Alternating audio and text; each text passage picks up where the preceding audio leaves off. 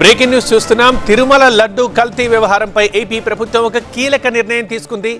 కల్తీ నెయ్యిపై విచారణ కమిటీ వేయాలని మంత్రివర్గం తీర్మానించింది. కమిటీ నివేదిక ఆధారంగా నేరస్తులపై చర్యలుంటాయని మంత్రి పయ్యావుల తెలిపారు.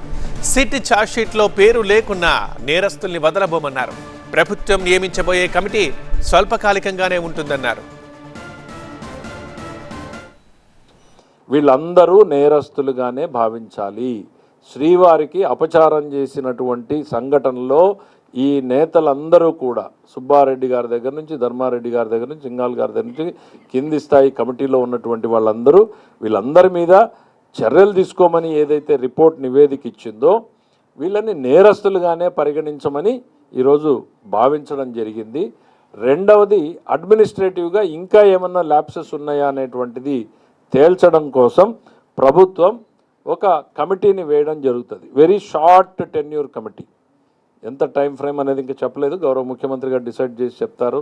రోజుల 2 వారాల ఎట్లా అనేటువంటిది షార్ట్ టెన్యూర్లో. ఎందుకనంటే ప్రతి ఒక్కరికి వినే అవకాశం ఇవ్వాలి.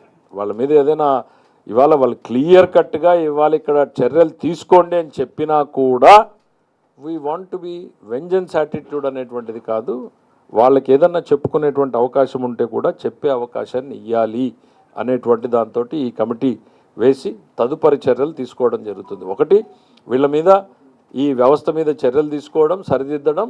అతి ప్రధానమైనటువంటిది నేరస్తులుగా భావించాలి. అందులో ఆ ఛార్జ్షీట్లో ఉన్నారా లేదా చూసి ఉంటే వెరీ గుడ్, లేకపోతే ఇదిగో మీరే నేరస్తులుగా ఇక్కడ తెలిసి జరిగింది అని చెప్తున్నారు, తెలియక జరగడం లేదని చెప్పారు.